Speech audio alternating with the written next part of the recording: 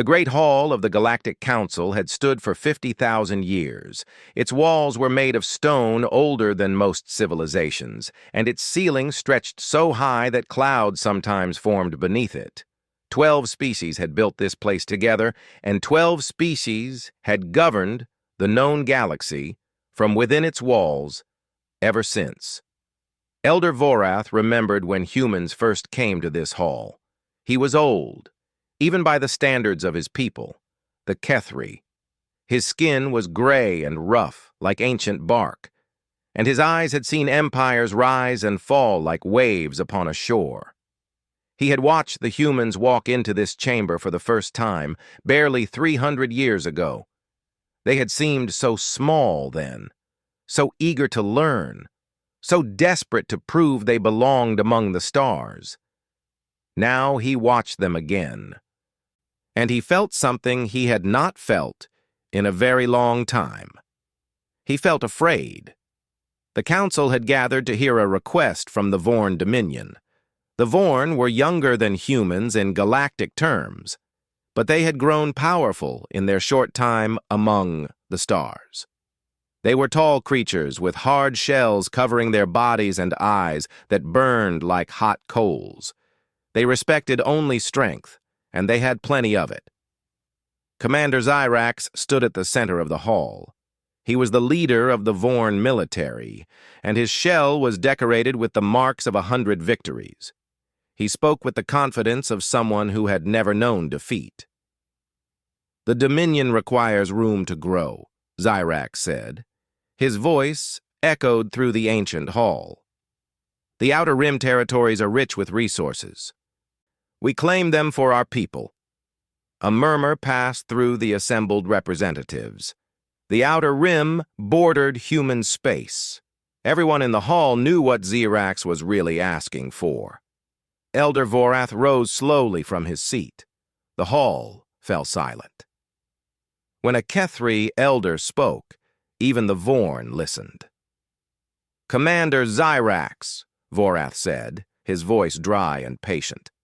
"The Outer Rim has been neutral territory for 2 centuries.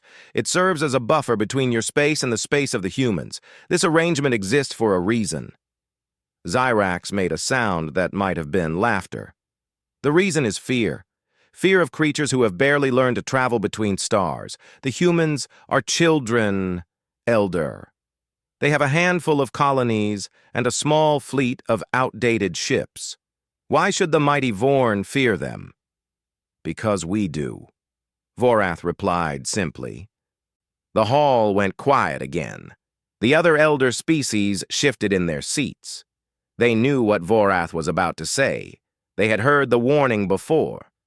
"When humans first came to us," Vorath continued, "we studied their history.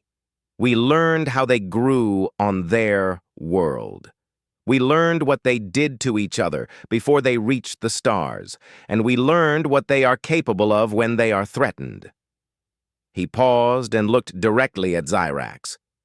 "Humans do not fight like other species. When they are pushed, they do not simply push back. They do not stop until the threat is completely destroyed. They have a word for it in their language. They call it total war. They invented it long before they ever left their planet."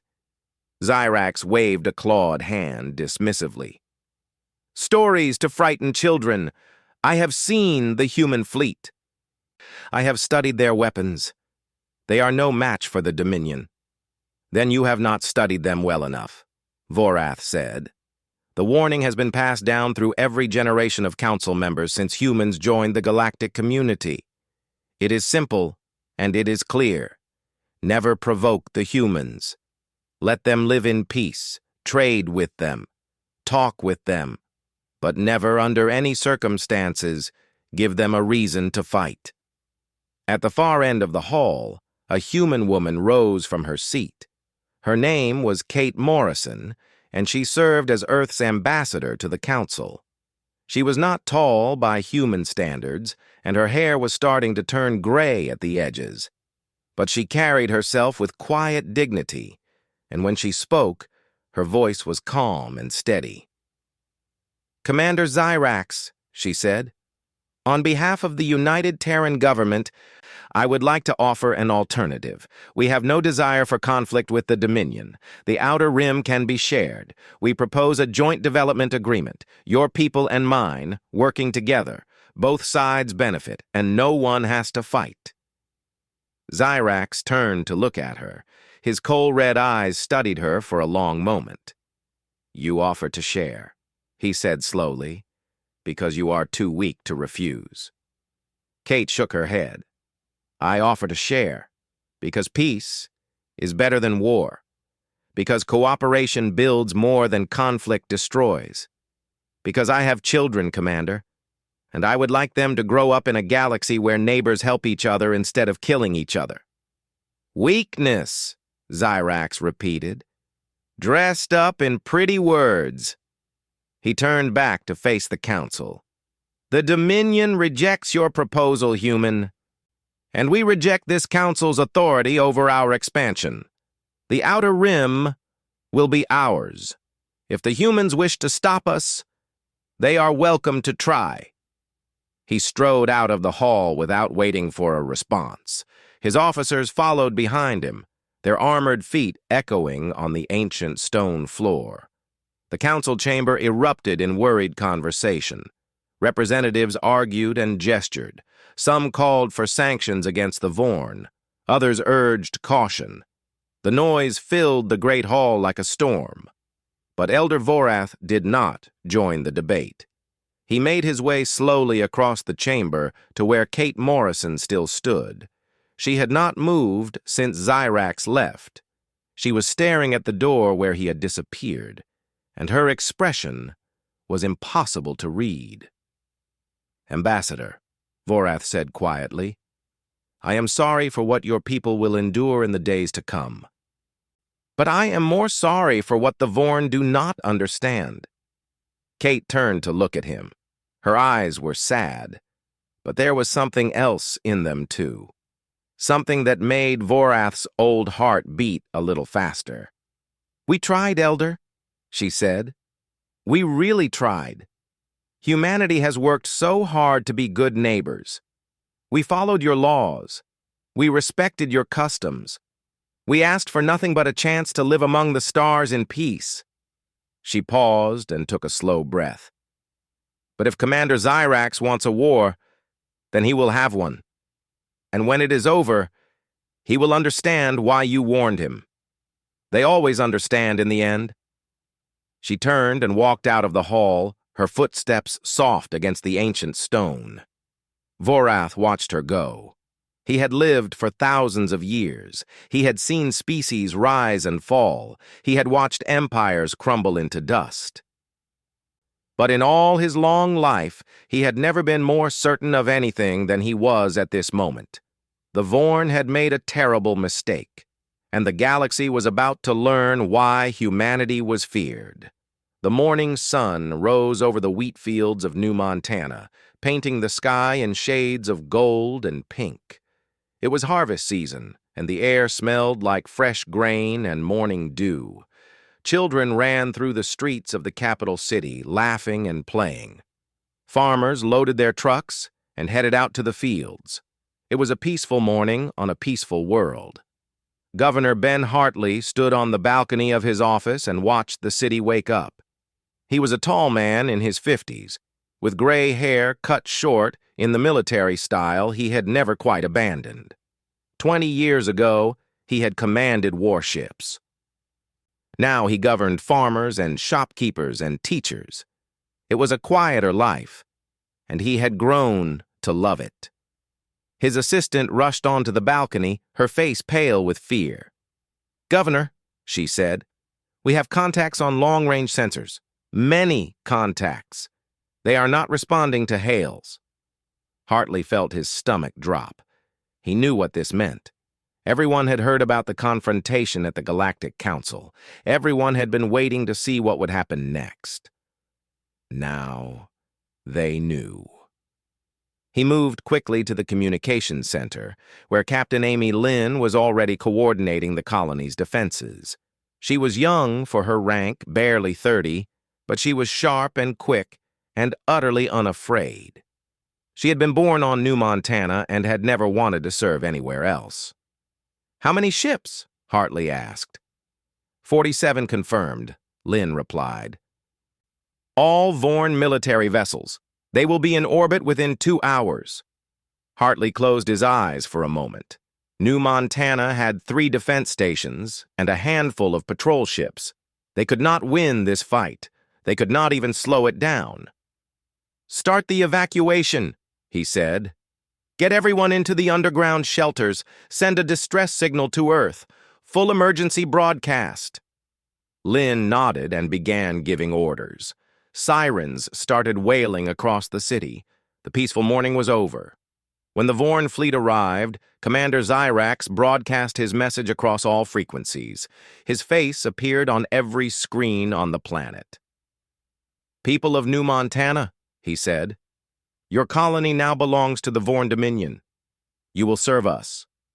Your resources will feed our expansion. Surrender now, and you will be allowed to live as workers under our rule. Resist, and you will be destroyed." Governor Hartley stood in front of a camera in the communications center. His hands were steady and his voice was calm. "Commander Zyrax," he replied, "this is Governor Ben Hartley. I speak for every person on this world. We are farmers. We are teachers. We are families trying to build a life among the stars. We have done nothing to harm your people." He paused and straightened his back.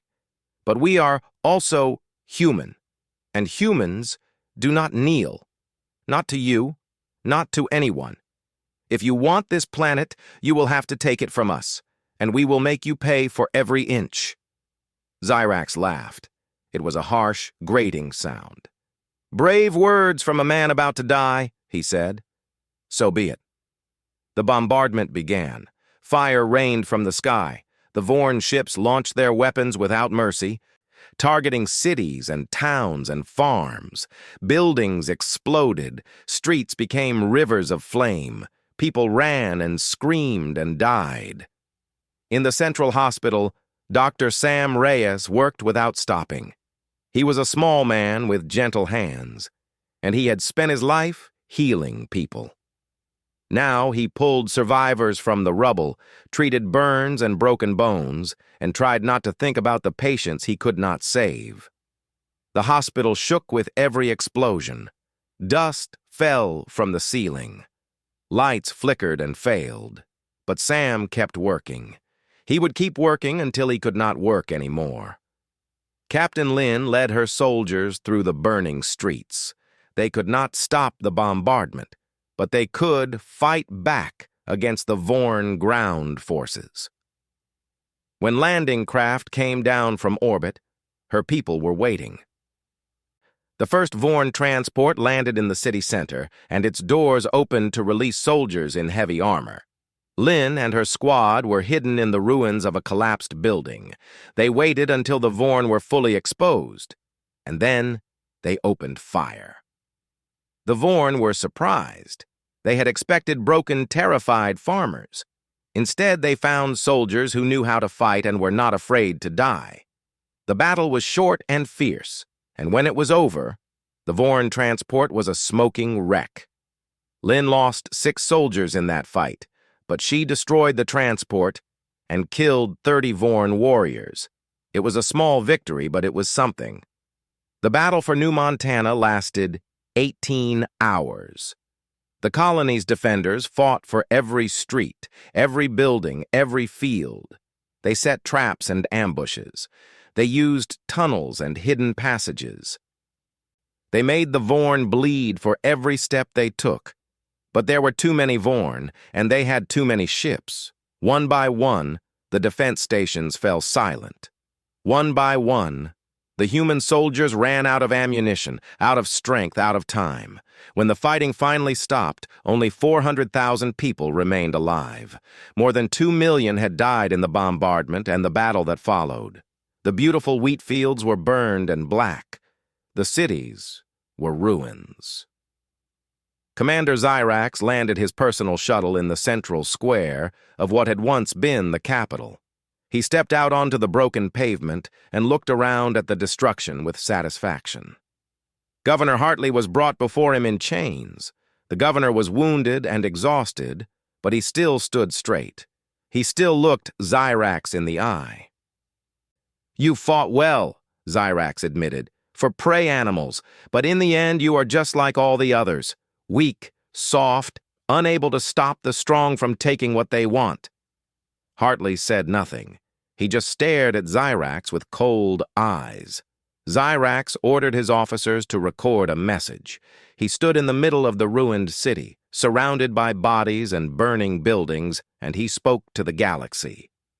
"Let this be a lesson," he said. "The Vorn Dominion takes what it wants. Resist us, and this will be your fate. Humanity is broken. Their strength was an illusion. They are nothing but farmers and cowards." He smiled, showing rows of sharp teeth. "The Outer Rim belongs to the Vorn. Any species that disagrees is welcome to share humanity's fate." The message was broadcast across 1,000 worlds. Billions of beings watched as Zyrax declared his victory. Some felt fear, some felt anger, some felt pity for the fallen humans. But on Earth, they felt something else entirely. In the military headquarters in Geneva, Admiral Laura Chen watched the message with her officers. Her face was like stone. Her eyes were burning. The distress signal from New Montana had arrived hours ago. Ships were already being prepared. Soldiers were already being called to duty. But now, watching Zyrax mock the dead, watching him laugh at human courage, something changed. This was no longer about defense. This was no longer about protection. This was about making sure that no one, anywhere, ever did this to humanity again. Admiral Chen turned to her staff. "Send the order," she said. "Wake them all up, every ship, every soldier, every weapon we have hidden. It is time for the galaxy to see what humanity really is."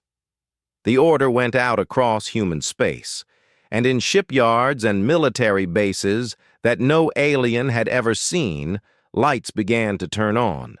The Vorn had no idea what they had started. The underground tunnels of Titan stretched for thousands of miles beneath the frozen surface. Saturn hung in the black sky above, its rings glowing softly in the distant sunlight. To any ship passing by, Titan looked like nothing special. Just another moon, just another piece of rock and ice in the outer solar system. That was exactly what humanity wanted the galaxy to believe. President Daniel Hayes walked through corridors that most humans did not know existed. He was a quiet man, not given to speeches or grand gestures. He had been a teacher before he entered politics, and he still preferred listening to talking. But now, as he walked deeper into the heart of Titan, he understood why his predecessors had kept this secret for so long. Chief Engineer Grace Okonkwo walked beside him. She was a tall woman with short gray hair and hands that were always stained with grease and machine oil. She had spent 30 years building what lay hidden beneath this moon. It was her life's work, and she was about to show it to the most powerful human alive. They passed through a final security checkpoint and stepped out onto a viewing platform. Hayes stopped breathing. Below him, stretching as far as he could see, was a fleet. Warships of every size filled the massive underground cavern. They hung in their docking cradles like sleeping giants, row after row after row of them. Some were small and fast, designed for quick strikes. Others were enormous, bristling with weapons that could crack a planet's crust. All of them were painted in the dark gray of Earth's military, with white stars marking their hulls. 3,200 warships, Grace said quietly, plus support vessels, troop transports, and supply ships. We have been building them for 200 years. Hayes found his voice. How did we hide this? How did no one ever find out?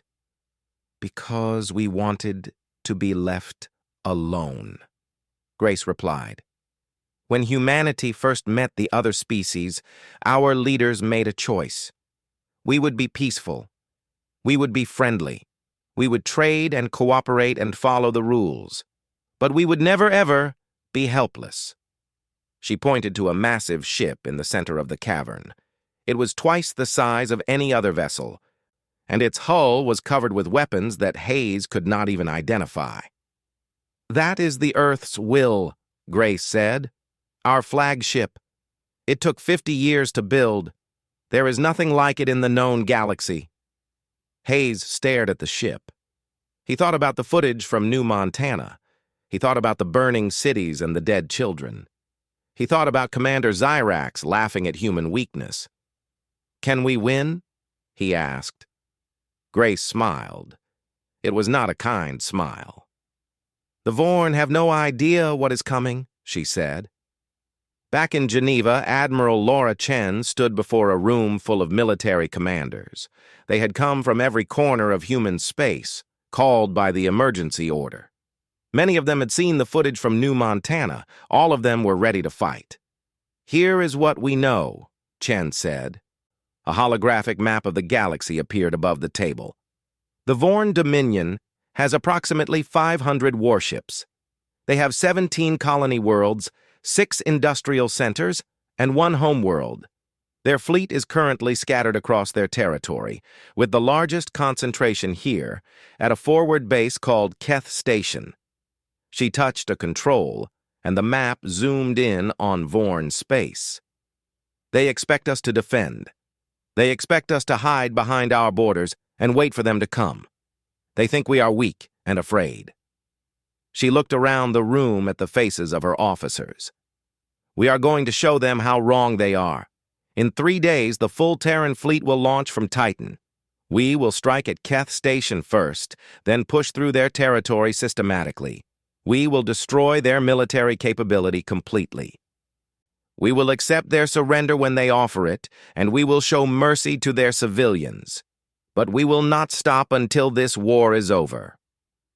Director Nick Callahan spoke up from the back of the room. He was the head of Terran intelligence, a thin man with sharp eyes who saw everything and said little. "The Galactic Council will not approve of this," he said. "There are rules about offensive warfare, treaties that forbid this kind of action." Chen's eyes hardened. "The Galactic Council failed to protect our people. The treaties did not stop the Vorn from bombing our cities. 2 million of our citizens are dead, Director. I do not care what the Council approves." No one argued with her. Across human space, the awakening continued. Ships that had been hidden in asteroid belts powered up their engines. Soldiers who had trained in secret bases received their orders. Factories that had pretended to make civilian goods switched to producing ammunition and weapons. It was the largest military mobilization in human history. And it happened in near-perfect silence. The galaxy had no idea what was about to happen. On Earth, President Hayes addressed the human population. His face appeared on every screen, in every home, on every world that humans called their own. "My fellow citizens," he said, 3 days ago, the Vorn Dominion attacked our colony on New Montana without warning and without provocation. They killed millions of innocent people. They destroyed homes and schools and hospitals. They laughed at our pain and called us weak." He paused, and his quiet voice became steel. "They were wrong. Humanity has never been weak. We have simply chosen to be peaceful. We have chosen to cooperate. We have chosen to build instead of destroy. But make no mistake, when our families are threatened, when our children are killed, when everything we have built is turned to ash, we remember who we are." Images appeared behind him. The hidden fleet on Titan, soldiers boarding their ships, weapons being loaded into launch tubes. "To the people of the Vorn Dominion, I say this: we do not want your worlds. We do not want your resources. We do not want to rule over you. But you have started a war that you cannot win. Your leaders have murdered our people and destroyed our homes. There must be a reckoning." His eyes seemed to look through the screen, directly at every person watching. "To the rest of the galaxy I say this: humanity asks only to live in peace. We have never attacked anyone who did not attack us first. We have never conquered, never enslaved, never oppressed, but we will defend ourselves, and anyone who threatens our people will face the full strength of our response." The message ended, and the galaxy fell silent. On Vareth Prime, Elder Voreth watched the broadcast with ancient eyes. He had tried to warn them. He had told them what would happen. But the Vorn had not listened, and now it was too late. He remembered a lesson from his own youth, thousands of years ago. His teacher had told him that the most dangerous creatures in the universe were not the strongest or the fastest. They were the ones who learned from suffering, the ones who remembered their pain and swore to never feel it again. Humanity had suffered more than any other species in the galaxy. They had done terrible things to each other before they ever reached the stars. They had learned every lesson that war could teach, and they had never forgotten. Now, the Vorn would learn those lessons too. The Terran fleet launched from Titan 3 days later. 3,000 warships emerged from the hidden shipyards and formed into battle groups. They moved through space in perfect formation, their weapons charged and their crews ready. Admiral Chen stood on the bridge of the Earth's Will and watched the fleet assemble around her. She thought about New Montana. She thought about the governor in chains. She thought about the children who would never grow up. "Set course for Keth Station," she ordered. "Maximum speed." The fleet jumped to faster-than-light travel and vanished from human space. The reckoning had begun. Keth Station was the pride of the Vorn military. It hung in space like a metal fortress, surrounded by defensive platforms and patrol ships. 200 warships were docked at its ports, and thousands of soldiers walked its corridors. It was the gateway to Vorn space, and everyone believed it was impossible to conquer. Commander Krell stood on the station's command deck and watched the sensor displays with bored eyes. He was waiting for orders from Commander Zyrax, who was still on New Montana enjoying his victory. The war was supposed to be over. The humans were supposed to be broken. There was nothing left to worry about. Then the alarm started screaming. Krell spun around and stared at the sensor display. His eyes went wide. His mouth fell open. He could not believe what he was seeing. Ships were emerging from faster-than-light travel, human ships, not dozens of them, not hundreds of them, thousands of them. The Terran fleet dropped out of light speed and spread across the space around Keith Station like a dark cloud. Row after row of warships, each one armed and ready for battle. The Vorn had never seen anything like it. No one had ever seen anything like it. Admiral Chen's voice echoed across every frequency. "Vorn forces at Keth Station. This is Admiral Laura Chen of the Terran Defense Fleet. You have one chance to surrender. Power down your weapons, recall your fighters, and prepare to be boarded. If you refuse, we will destroy you." Commander Krell found his voice. His hands were shaking, but he forced himself to sound strong. "You do not frighten us, human. The Vorn do not surrender. We will crush your pathetic fleet and feed your bodies to our war beasts." He gave the order to attack. The Battle of Keth Station lasted 4 hours. It was not a battle so much as a lesson. Captain Jake Romano led his fighter squadron through the heart of the Vorn defenses. He was a young man from Texas with a quick smile and even quicker reflexes. He had trained for this moment his entire adult life, and now he was finally doing what he was born to do. His squadron weaved between Vorn warships, dodging fire and striking weak points with surgical precision. The human fighters were faster than anything the Vorn had ever built. Their pilots were better trained. Their weapons hit harder and flew truer. "Watch your six, Rico," Jake called to his wingman. "Two bogeys coming up on your left." He rolled his fighter into a sharp turn and fired. Two Vorn ships exploded in bright flashes of light. All across the battlefield, it was the same story. The Terran fleet moved with perfect coordination, each ship knowing exactly where to be and what to do. The Vorn fought bravely, but they were outmatched in every way that mattered. Lieutenant Megan Cross sat at her station on the Earth's Will, coordinating communications between dozens of battle groups. Information flowed through her console like a river, and she directed it with calm efficiency. A request for reinforcements here, a target designation there, a warning about a flanking attack somewhere else.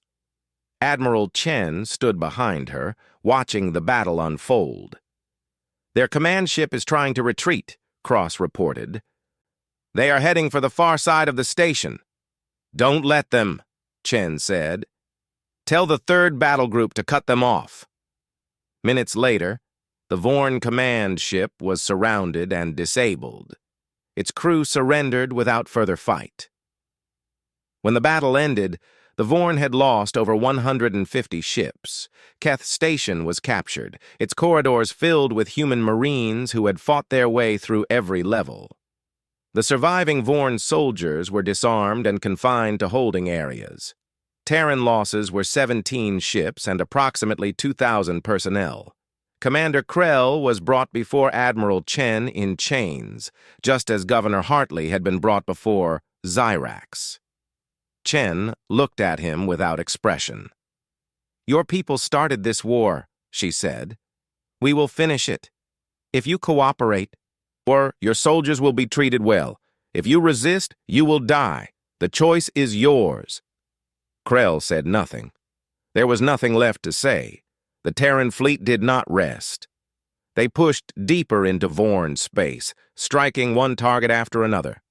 Colony worlds, military bases, shipyards, and supply depots.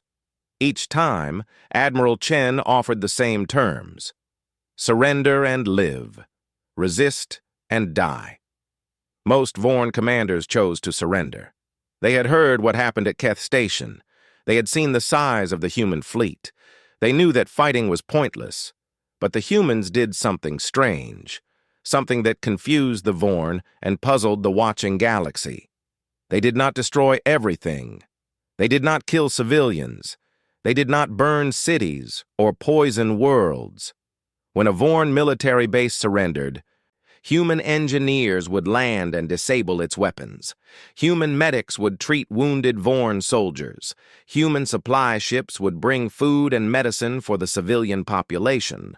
It was war, but it was not cruelty. The humans fought with everything they had, but they showed mercy to those who could not fight back. Elder Vorath received reports of the campaign from his sources throughout Vorn space. He read about human soldiers sharing their rations with Vorn children.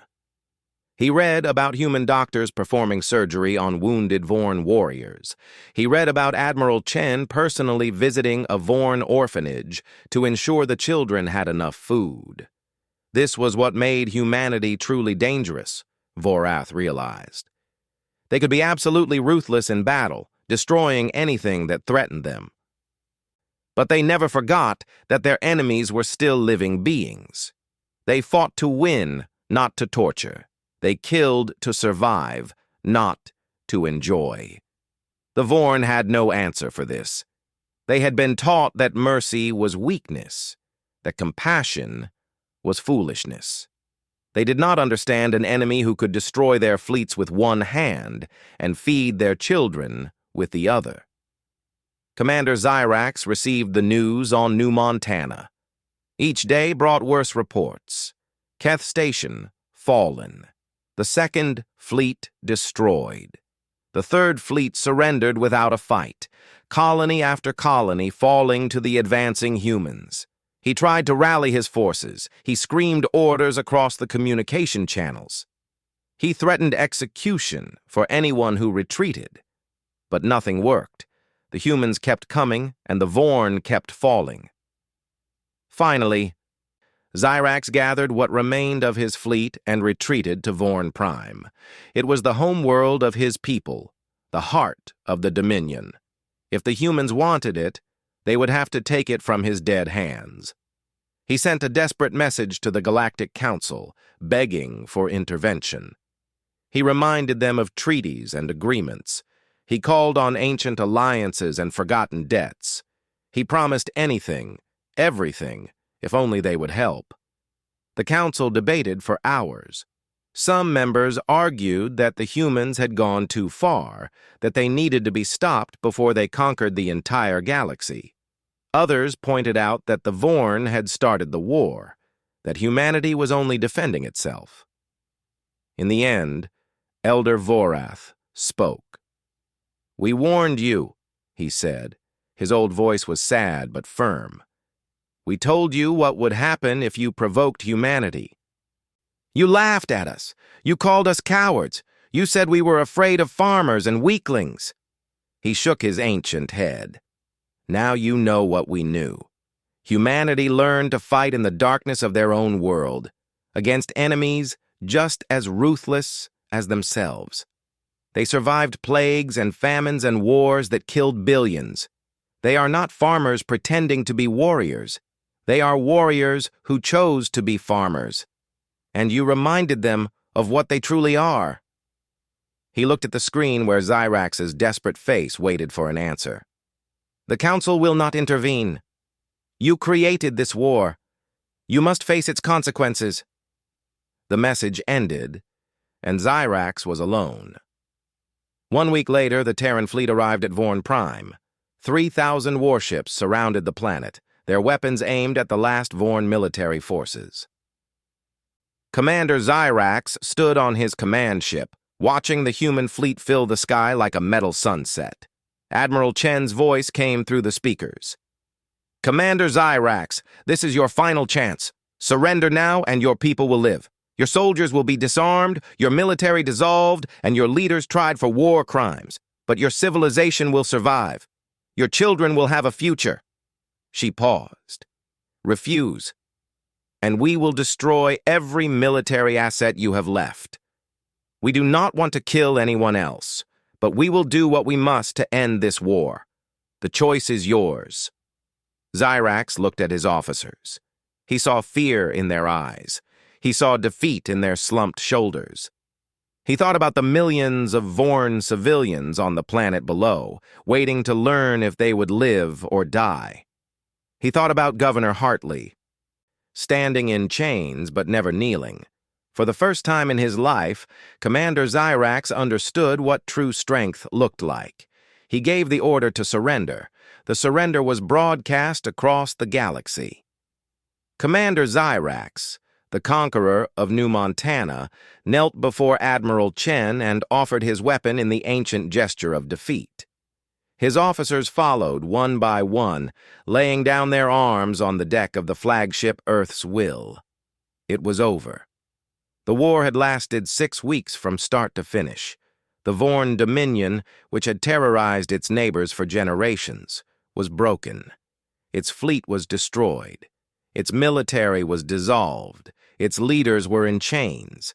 And humanity, the young species that everyone had dismissed as weak, stood victorious. Admiral Chen accepted the surrender with dignity. She did not gloat. She did not mock. She simply nodded and ordered her people to begin the work of peace. It was harder than the work of war. Human engineers landed on every Vorn world to disable weapons and dismantle military facilities. Human administrators worked with local leaders to establish temporary governments. Human ships carried food and medicine to populations that had been neglected during the war. The Vorn people did not know what to make of their conquerors. They had expected cruelty and revenge. They had prepared themselves for slavery and suffering. Instead, they found humans who treated them with firm fairness. Laws were enforced, criminals were punished, but ordinary people were left alone to live their lives. On Vorn Prime, a special court was established to try the leaders who had started the war. Commander Xyrax was brought before judges from 12 species, including humanity. The evidence against him was overwhelming. The footage from New Montana, the recorded orders to bomb civilian targets, the messages laughing about human deaths. Xyrax did not deny his crimes. He simply said that he had done what he thought was right for his people. He had seen humanity as a threat and had tried to destroy that threat before it could grow. The court found him guilty of crimes against peace and crimes against civilians. He was sentenced to spend the rest of his life in prison, where he would have time to think about the consequences of his choices. Some humans wanted him executed. They argued that death was the only fair punishment for what he had done. But President Hayes refused. "If we kill him, we become what he thought we were," Hayes said. "Monsters who solve every problem with death. We are better than that. Let him live. Let him watch as the galaxy moves on without him. Let him see that his war achieved nothing but his own destruction." Xyrax was taken to a prison on a distant moon, where he would spend his remaining years in quiet isolation. It was, in some ways, a worse punishment than death. 1 year after the surrender, President Hayes addressed the Galactic Council. The Great Hall was filled with representatives from every known species, and they watched him with a mixture of respect and fear. "1 year ago," Hayes began, "the Vorn Dominion attacked our people without warning. They killed millions of innocent civilians. They destroyed homes and schools and hospitals. They thought we were weak. They thought we would break." He paused and looked around the chamber. "We did not break. We fought back with everything we had, and we won. But we did not fight to conquer. We did not fight to dominate. We fought to survive, and we fought to make sure that no one would ever do this to us again." He straightened his shoulders. "Today, I announce the Terran Doctrine. It is simple, and it is clear. Humanity offers friendship to every species in this galaxy. We want to trade, to cooperate, to build a better future together. We have no desire for empire. We have no interest in ruling over others." His voice hardened. "But hear this. Any attack on human civilians will be met with overwhelming response. Any species that threatens our people will face the full strength of our military. We have shown what we can do. We hope we never have to show it again." The hall was silent. Every representative understood what Hayes was saying. Humanity was not asking for permission. They were stating a fact. "We know that some of you fear us now," Hayes continued. "We understand. We have shown you a side of ourselves that we kept hidden for centuries. But remember this, we only fought because we were attacked. We showed mercy to those who surrendered. We helped rebuild what we destroyed. That is who we are." He spread his hands. "We offer our hand in friendship to every species here today. Take it, and you will find no better allies in the galaxy. Reject it, and we will leave you in peace. But threaten our people, hurt our families, destroy our homes, and you will learn what the Vorn learned." He looked directly at Elder Vorath. "The warning still stands. Never provoke humanity. Some of you understood that wisdom. Others had to learn it the hard way." After the address, Vorath approached Hayes in the corridor outside the chamber. The old Kethri moved slowly, but his eyes were still sharp. "You have changed the galaxy," Vorath said. "Nothing will ever be the same." Hayes nodded. "I know. I wish it could have been different. I wish the Vorn had listened to your warning." "So do I," Vorath replied. "But tell me something, President Hayes. I have wondered about this for a long time. How did your people become what you are? You are so young compared to the rest of us. You should not be this strong, this dangerous, this capable. What happened to make humanity this way?" Hayes was quiet for a long moment. He thought about human history, the endless wars, the genocides and atrocities. the millions who had died at the hands of other humans long before the first alien was ever encountered. "We learned from ourselves," he finally said. "Before we ever reached the stars, we spent thousands of years fighting each other. We were the monsters and the victims. We experienced every horror that war can bring, and we did it all to ourselves." He looked at Vorath with tired eyes. "When we finally stopped, when we finally united as one species, we swore an oath. Never again. We would never let ourselves be victims again.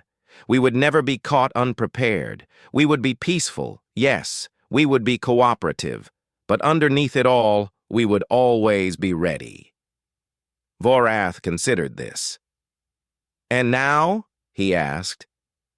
"Now that you have shown your strength, what will you do with it?" "What we have always done," Hayes replied. "Try to be good neighbors. Try to build instead of destroy. Try to leave the galaxy better than we found it." He smiled slightly. "We are still the same farmers and teachers and shopkeepers that Commander Zyrax laughed at. We just happen to also be very good at war. We would rather use our other skills." 1 year after the war, New Montana was being rebuilt. The scars of the bombardment were still visible in some places, but new buildings were rising from the ruins. New fields were being planted. New children were being born. Governor Ben Hartley stood in the central square of the capital city and watched families walking past. Children played in a new park that had been built where the worst of the fighting had happened. Their laughter filled the air like music. Captain Amy Lynn had been promoted to admiral and given command of a new defense fleet. Dr. Sam Reyes had received a medal for his bravery during the attack and was now training a new generation of doctors. The colony was healing, slowly but surely. Kate Morrison came to visit New Montana on the anniversary of the attack. She stood with Hartley in the square and watched the children play. "The Council has approved 3 new trade agreements with species that never talked to us before," she said. "Everyone wants to be friends with humanity now. Funny how that works." Hartley smiled, but there was sadness in his eyes. "We paid a high price for that friendship." "We did," Kate agreed. "But we survived. And now, maybe, the galaxy understands that peace is not the same as weakness." A child ran past them, chasing a ball. He was laughing, completely unaware of the history that surrounded him. For him, New Montana was just home. The war was just a story that adults told each other. Kate watched him go. "That is why we fight," she said softly, "so that children can laugh without fear, so that people can build homes and plant fields and live their lives without worrying about what might come from the sky." She turned to Hartley. "We are not perfect. Humanity has done terrible things to each other and to the galaxy, but we try. We always try to be better, and as long as we keep trying, there is hope." Hartley nodded. He looked up at the sky, where Terran warships patrolled in silent watchfulness. They were protectors now, not conquerors. Guardians of a peace that had been bought with blood. "Hope," he repeated. "That is a very human thing." Far above them, the stars stretched out to infinity. Thousands of worlds orbited thousands of suns, each one home to species that were watching humanity with new eyes. Some watched with fear, some watched with admiration, some watched with cautious hope. And in the great hall of the Galactic Council, the warning was updated. The ancient words were changed to reflect a new reality.